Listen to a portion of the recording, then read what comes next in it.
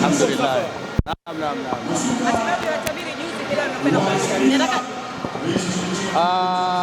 Kwanza tunamshukuru Mwenyezi Mungu, mechi imeisha salama. Ilikuwa mechi nzuri, ilikuwa na ushindani mkubwa.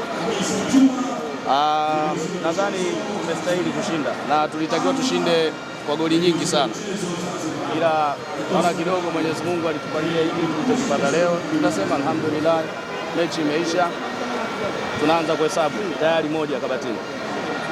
Baada ya hapa unadhani nini kinafuata? Nadhani tunaendelea kufanya maandalizi.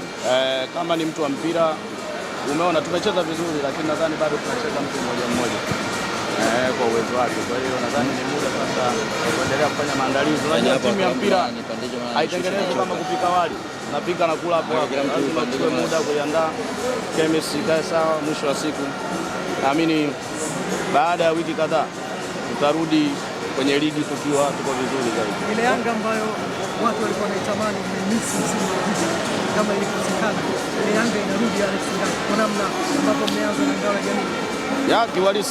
Kiwalisia tuna wachezaji wakubwa, wachezaji wa daraja la juu kabisa, na hapa ninapokueleza kuna watu wengi hawajacheza. Unaona, kutokana na changamoto ambazo zilijitokeza kidogo, lakini tulikuja kuzitatua baadaye jioni sana. Kwa hiyo tayari muda wa mechi ulikuwa umeshakaribia.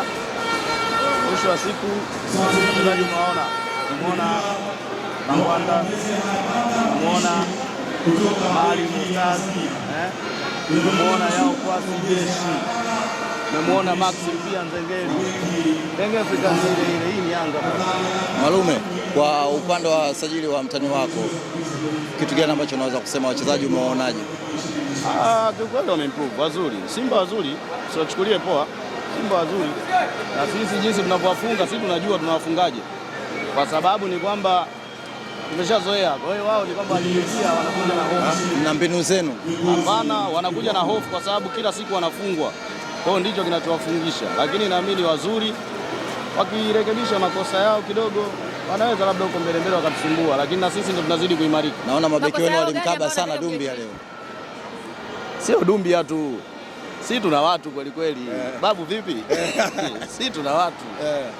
Kwa hiyo mimi nadhani tulistahili kushinda na tungeweza kushinda kwa ushindi wa kishindo kama ule aliopata Malume pale The Superdome. Sangai yupo meskani mwake kwa sababu gani? Sitakuwa unafiki. Jamani